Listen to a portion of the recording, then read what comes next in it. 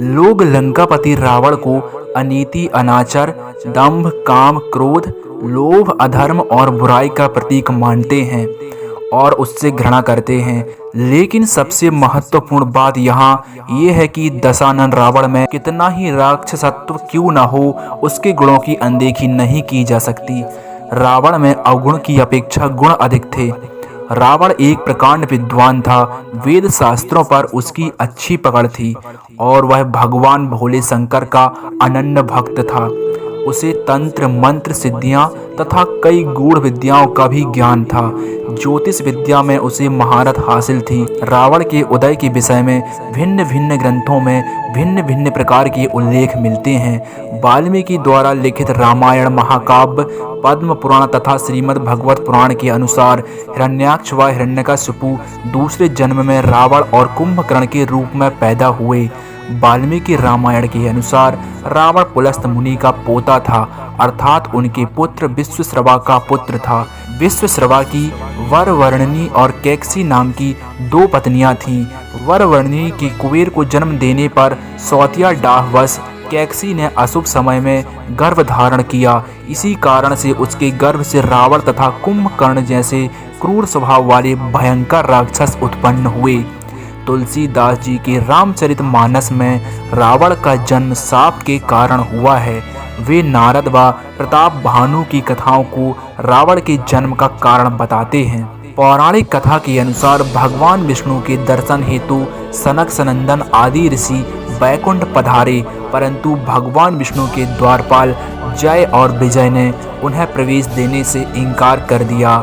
ऋषिगण अप्रसन्न हो गए और क्रोध में आकर जय विजय को शाप दे दिया कि तुम राक्षस हो जाओ। जय विजय ने प्रार्थना की व अपराध के लिए क्षमा मांगी। भगवान विष्णु ने भी ऋषियों से क्षमा करने को कहा। तब ऋषियों ने अपने श्राप की तीव्रता कम की। इसके साथ एक और शर्त थी कि भगवान विष्णु या उनके किसी अवतारी स्वरूप के हाथों तुम्हारा मरना अनिवार्य होगा। यह श्राप राक्षस राज लंकापति दशानन रावण के जन्म की आदि गाथा है। भगवान विष्णु के ये द्वारपाल पहले जन्म में हिरण्याक्ष व हिरण्यकशिपु राक्षसों के रूप में जन्मे और कहा कि 3 जन्मों तक तुम्हें राक्षस योनि में रहना पड़ेगा और उसके बाद तुम पुनः इस पद पर प्रतिष्ठित हो सकोगे। हिरण्याक्ष राक्षस बहुत शक्तिशाली था और उसने पृथ्वी को उठाकर पाताल लोक में पहुंचा दिया था। पृथ्वी की पवित्रता बहाल करने के लिए भगवान विष्णु को वराह अवतार धारण करना पड़ा था। विष्णु जी ने हिरण्याक्ष का वध कर पृथ्वी को मुक्त कराया था। हिरण्यकशिपु भी ताकतवर राक्षस था और उसने वरदान प्राप्त कर अत्याचार करना प्रारंभ कर दिया था।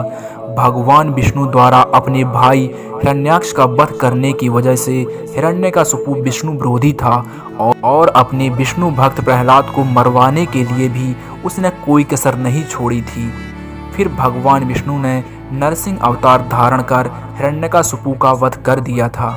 त्रेता युग में ये दोनों भाई रावण और कुंभकर्ण के रूप में पैदा हुए और तीसरे जन्म में द्वापर युग में जब भगवान विष्णु ने श्री कृष्ण के रूप में अवतार लिया, तब ये दोनों शिशुपाल व दंतवक्त्र नाम के अनाचारी के रूप में पैदा हुए थे। रावण को दशानन क्यों कहते हैं? उसका नाम दशानन उसके 10 ग्रीव नाम पर पड़ा। कहते हैं कि महातपस्वी रावण ने भगवान शंकर को प्रसन्न कर एक एक कर अपने 10 सिर अर्जित किए थे। उस कठोर तपस्या के बल पर ही उसे 10 सिर प्राप्त हुए, जिन्हें लंका युद्ध में भगवान राम ने अपने बाणों से एक एक करके काटा था। यदि रावण ने कठोर तपस्या से अर्जित अपनी उन 10 सिरों की बुद्धि का सार्थक और सही इस्तेमाल किया होता तो शायद इतिहास में अपनी प्रकांड विद्वता के लिए अमर हो जाता और लोग उसे घृणा नहीं कर। दोस्तों, वीडियो पसंद आई तो वीडियो को लाइक और चैनल को सब्सक्राइब कर लीजिएगा।